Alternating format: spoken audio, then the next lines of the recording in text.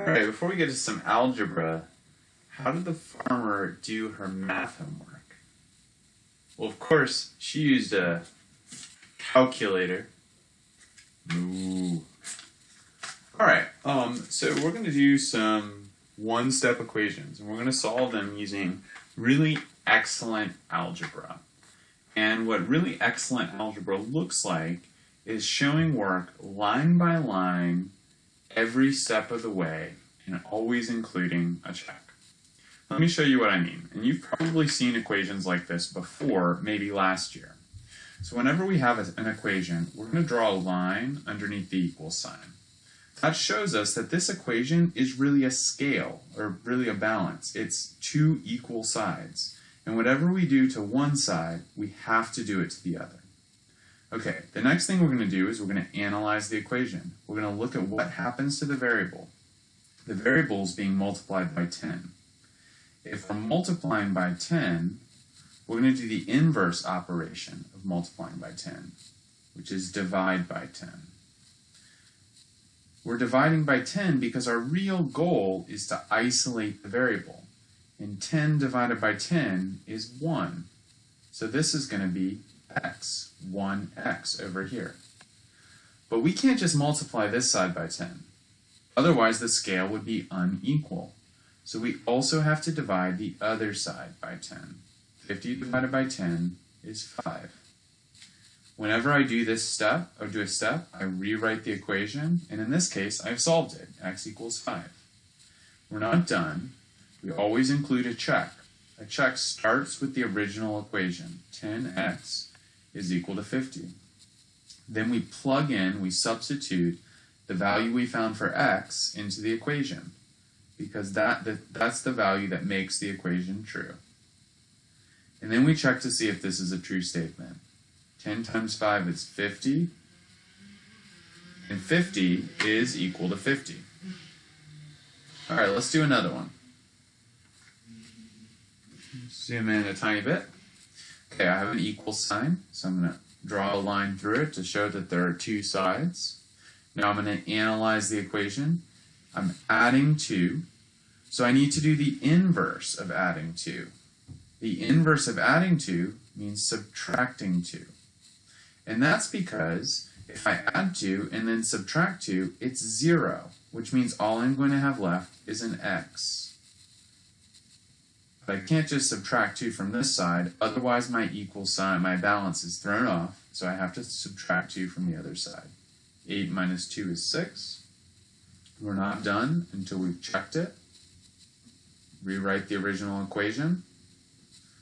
Substitute in the value. And then confirm that it's a true statement. If you get the same thing on both sides, you know it's true.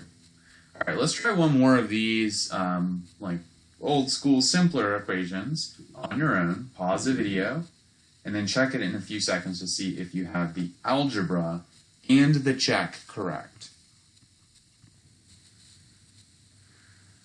All right, let's check.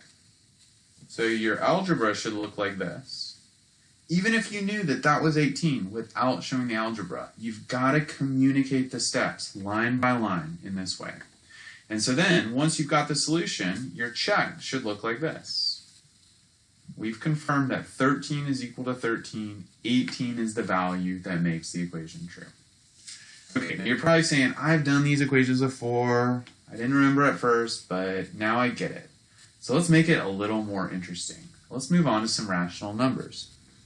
So I've got a model over here on this side, and I've got the equation that represents the model. And this is going to help us to really just solidify an understanding of how to solve these types of equations. But really we're doing the same thing. Okay, so looking at this model, I've got 3 negative x's. And over here, I've got 12 things.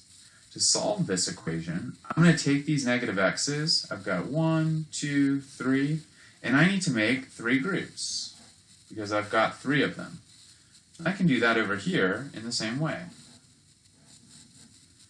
1, 2, 3. So if I know that there are 3 equal groups like this, I know that in one of those groups there are 4 things. But this is negative x, and I'm interested in x. So if negative x is equal to 4, x must be equal to the opposite, negative 4. Let's show that with algebra. So just like before, we're going to draw a line under the equal sign, then we're going to analyze the equation. This is negative 3 times x. So the opposite of multiplying by negative 3 is dividing by negative 3. I'm going to divide by negative 3. And again, that's because I want to isolate the variable, get it by itself. And negative 3 divided by negative 3 is 1. So this is just 1x.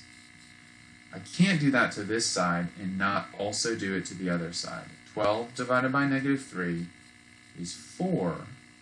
But don't forget the sign. And if you ever need a reminder, draw that little dog and remind yourself that a negative divided by a positive is a negative. I know that's super tiny. So a negative divided by a positive is a negative. So this is negative 4. I'm not done until I check it. My check starts with the original equation. Negative 3x is equal to 12. And then I substitute in the negative 4 for the x, or the variable. Negative 3 times negative 4 is 12. Let's confirm that. Negative 3 times negative 4, it's a negative times a negative, which makes it a positive, and 3 times 4 is 12. If I get the same thing on both sides, I know I'm correct. All right, let's look at the next one. This says x plus negative 2 is equal to 4. Again, my goal is to get the variable by itself, to isolate it, because then I know what it is. I know what value it has. So the only way that I can deal with these negatives over here is by adding a positive. Remember that this makes a zero pair. So if I add a positive to each of these negatives, they're going to cancel out. And you might be thinking, well, that's the same as if this was subtracting 2. I could add 2. You're totally right, because remember, subtracting 2 is the same as adding negative 2. But if I added 2 to this side, I've got to also add 2 to this side, which means x is equal to 6. Let's see how that works out with the equation. Draw a line through the equal sign, analyze. This is adding negative 2. The opposite of adding negative 2 is adding 2. Which maybe you're thinking it should be subtracting negative 2 is the opposite, and you're right. Subtracting negative 2, though, is the same thing as adding positive 2. Change subtraction to adding the opposite. Okay, so that gives us x over here, and then on this side, we've also got to add 2, which means it's 6. We're not done until we've completed a check. X plus negative 2 is equal to 4. Substitute in what we just got for x.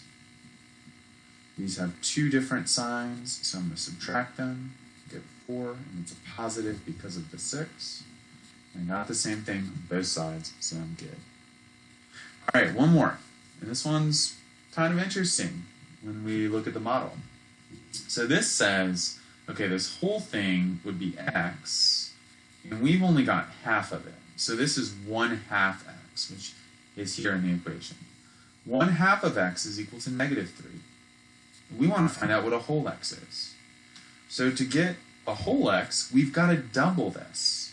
I've got to add a whole, or add another half of x. So I'm going to have this little piece here. But I can't just do that and not do something to the other side. And so I have to say, okay, if I'm doubling this, well, I've also got to double this. I need to have 3 more negatives.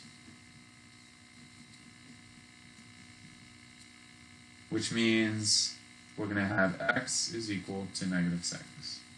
It's a little bit counterintuitive, but if you think about it, it'll make some sense, especially when we look at the algebra. 1/2 x equals negative 3. I'm going to analyze the equation. 1/2 times x. So I'm multiplying by 1/2. What's the opposite of multiplying by 1/2? It's dividing by 1/2. Now remember, dividing by 1/2 is the same thing as multiplying by 2. Remember, it's multiplying by the reciprocal.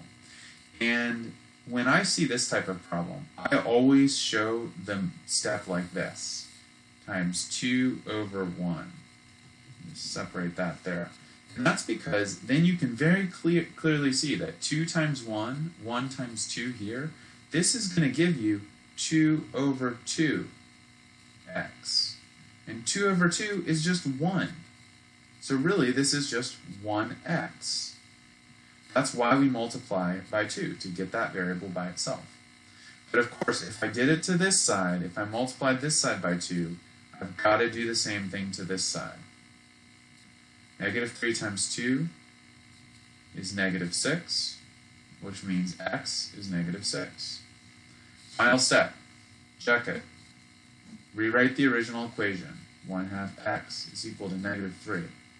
Substitute in negative 6. 1/2 times negative 6 is equal to negative 3.